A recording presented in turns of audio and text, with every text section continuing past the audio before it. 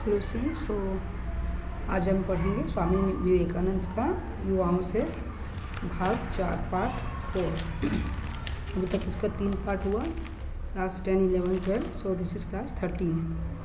सो लोग स्वदेश भक्ति की चर्चा करते हैं। मैं स्वदेश भक्ति में विश्वास करता हूँ। Some people they are discussing about स्वदेश भक्ति मतलब पेट्रियोटिक, देश के लिए प्रेम। लेकिन वो क्या करते हैं, मैं विश्वास रखता हूँ।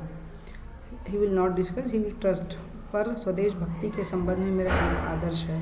बड़े काम करने के लिए 3 चीज़ों की आवश्यकता होती है। बुद्धि, विचार शक्ति हम लोगों की थोड़ी सहायता कर सकती है, वह हमको थोड़ी दूर अग्रसर करा देती है और वहीं ठहर जाती है। So we need 3 thing for स्वदेश भक्ति। First, brain and thoughts. विचार शक्ति मतलब the power of thoughts, but it will help little bit, but little bit it will take us forward, then it will stop. किंतु हृदय के द्वारा ही महाशक्ति की प्रेरणा होती। But if you have love in your heart for your country, it is a great power. प्रेम असंभव को संभव कर सकता है।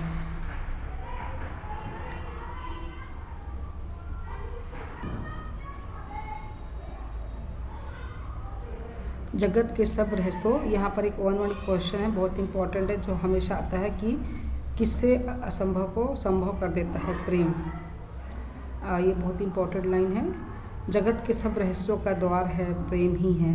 अतः मेरे भावी संस्कार को, मेरे भावी देशभक्तों, तुम हृदयवान बनो। You have to be very kind. So क्या बोल रहे हैं कि जो प्रेम से ही सारे जो हैं सीक्रेट्स ओपन होते हैं। तो अतः मेरे भावी संस्कारों को, मेरे भावी देशभक्तों, तुम हृदयवान बन लो। क्या बोल रहे? भावी संस्कार को मतलब कल्चर्ड पीपल, एंड भावी मतलब होने वाले, in future. So you should be means kind. क्या तुम हृदय से समझते हो कि देव और ऋषियों की करोड़ों संतानें पशु तुल्य हो गई हैं? कि व्हाट यू आर थिंकिंग कि क्या all the human being became animal? So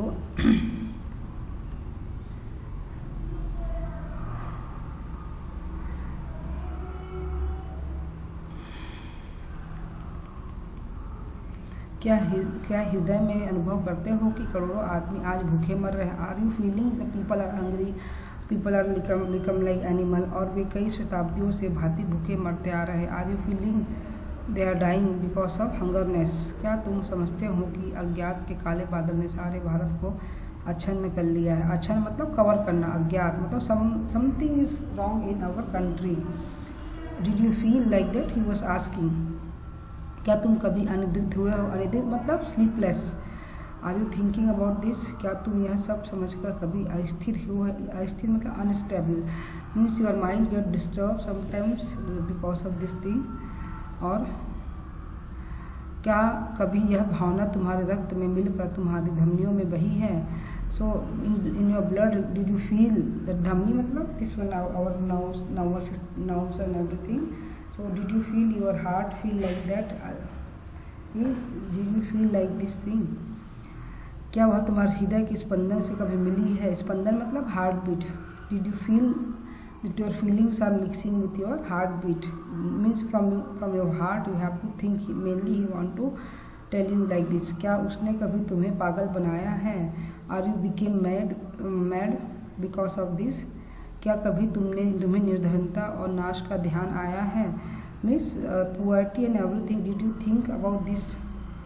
क्या तुमने अपने नाम, यश, संपत्ति, यहाँ तक कि अपने शरीर को भी भूल गए हो?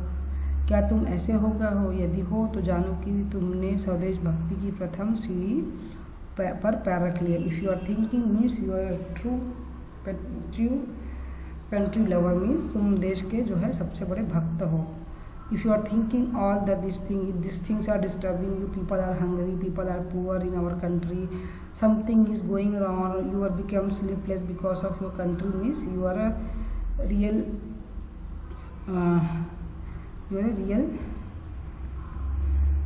तुम देशभक्ति हो, भक्त हो। जैसा तुम में से अधिक लोग जानते हैं कि मैं धार्मिक महासभा के लिए अमेरिका नहीं गया था। किंतु देश के जनसाधारण की दुर्दशा के प्रतिकार करने का भूत मुझ पे मेरी आत्मा में घुस गया। क्या है स्वामी का जो लेक्चर है little bit tough, so you just listen, then last according question answer I will tell you how you have to write this question answer. So he just telling normal thing, is asking with you our country, what happened to our country, what is going on wrong. It's like normal, but a little bit words are hard.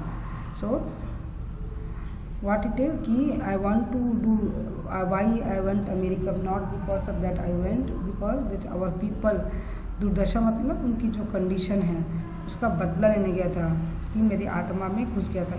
Something is my heart, I want to take revenge. मैं अनेक वर्ष तक समग्र भारत में घूमता रहा पर अपने स्वदेशवासियों के लिए कार्य करने का मुझे कोई अवसर नहीं मिला। So first time only he was roaming here there but he didn't do anything for his country, इसलिए मैं अमेरिका गया। That reason he wanted to go there and he told. तुम में से अधिकांश लोग जो मुझे उस समय जानते थे इस बात को अवश्य जानते हैं, इस धार्मिक महासभा की कौन परवाह करता है।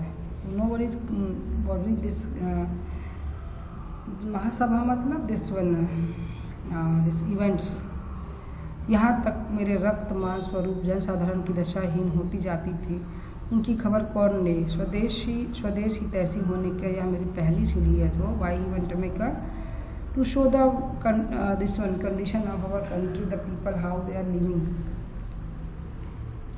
उठो जागो, स्वयं जग कर औरों को जगाओ। So you have to get up and you have to tell to others also. अपने नर जन्म को सफल करो। So you have to make successful your human birth because otherwise you will become like animal only. उत्तष्ट जागृत प्राप्य वरान्नी बोधत। तो क्या बोला उन्होंने कि उठो जागो और तब तक रुको नहीं जब तक लक्ष्य की प्राप्त ना हो, लक्ष्य प्राप्त ना हो। You have to walk till you will not get your destination.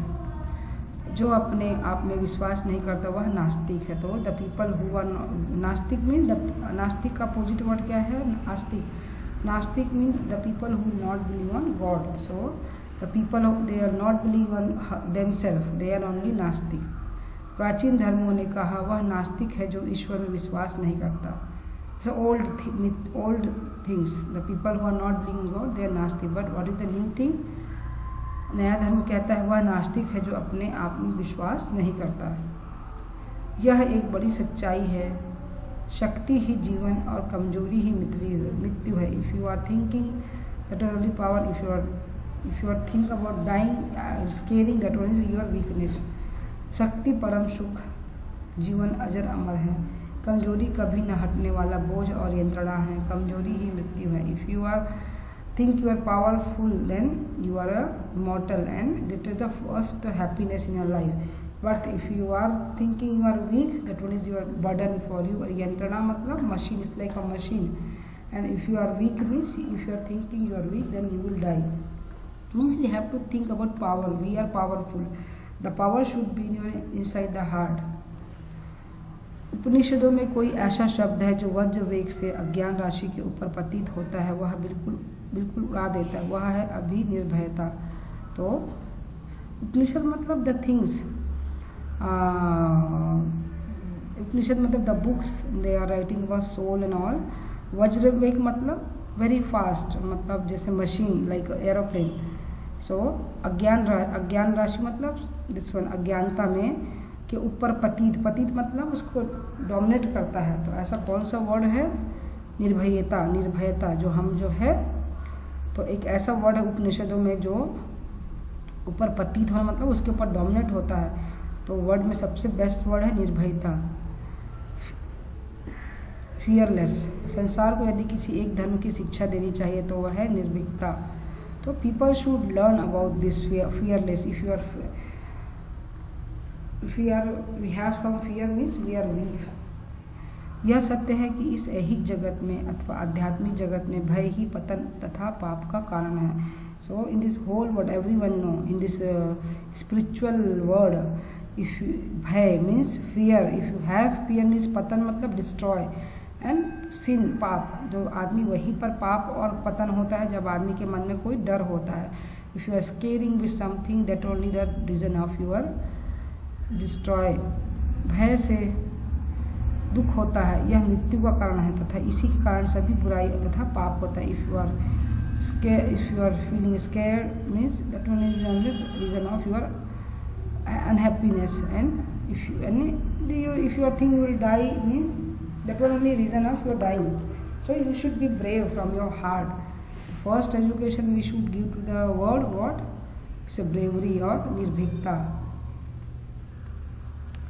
सबसे पहले हमारे तरुणों को मजबूत बनाना है। तरुण मतलब होता है youngsters, the people like we are telling for tree. First of all तरुण मतलब होता है पेड़, द यंग ट्री और यंग पीपल। सो ये वन वर्ड आंसर में आता है कि सबसे पहले किसको हमको निर्भीक बनाना है? तरुणों को। धर्म इसके बाद की वस्तु है। First we have to make the strong, second we have to teach them about religion. मेरे तरुण मित्रों शक्तिशाली बनो। मेरी तुम्हें यही सलाह है कि तुम गीता की अध्ययन की अपेक्षा फुटबॉल के द्वारा ही ईश्वर के अधिक समीप पहुंच सकते हो। सो जो विवेकानंद थे he is very broad minded. What he was telling कि more than religious work Gita, if you are playing football you have to be strong. So ये कुछ शब्द कड़े शब्द है, पर मैं उन्हें कहना चाहता हूँ कि क्योंकि तुम्हें प्यार करता हूँ कि कांटा ने कहाँ चुभता है। मुझे इसका कुछ अनुभव है। तुम्हारे स्नायु और मांसपेशी अधिक मजबूत होने पर तुम गीता अधिक अच्छी से समझ सको। What is selling? स्नायु मतलब जो हमारा बॉडी का जो सिस्टम है, and muscles. If your muscles and your body system will be good you can read Gita more than better, far better you learn Gita. If you are learning only Gita it will not work. तुम अपने शरीर में शक्तिशाली रक्त प्रवाहित होने पर श्री कृष्ण की तेजस्वी गुणों और उनकी अपार शक्ति को अधिक समझ सकोगे। If you are strong good blood from the body you can, because this Gita is about Krishna. He only told in Gita everything about the human being, about the soul, about the death, about the Gita he told about like. So then only you know about the Sri Krishna.